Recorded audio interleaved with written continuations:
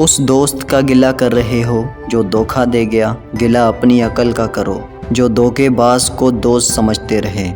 سکون اپنے اندر پھیلاؤ کی خواہش کو سمیٹنے کا نام ہے۔ جن لوگوں نے مشکلات کا بیان لوگوں کے سامنے کیا، دراصل انہوں نے اپنی مشکلات میں اضافہ کیا۔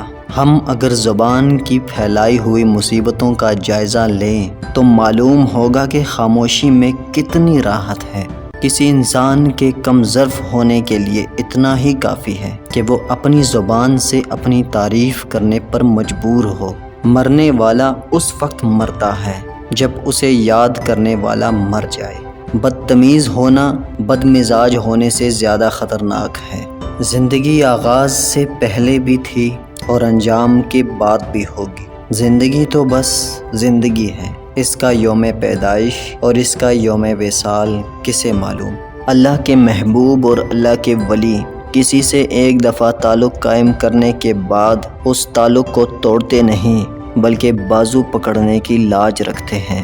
آج کا انسان صرف مکان میں رہتا ہے، اس کا گھر ختم ہو گیا ہے۔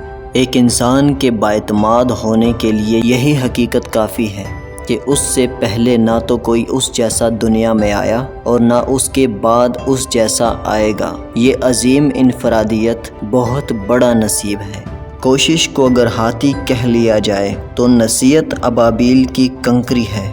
ٹوٹے ہوئے خاندانوں کو جوڑنا شروع کر دو، سکون آنا شروع ہو جائے گا۔ ہمیں بہت زیادہ علم کے مقابلے میں تھوڑے سے ادب کی زیادہ ضرورت ہے۔ خوشی دینے سے ملتی ہے اور محبت بھی دینے سے ملتی ہے، یہ مانگنے سے نہیں ملتی۔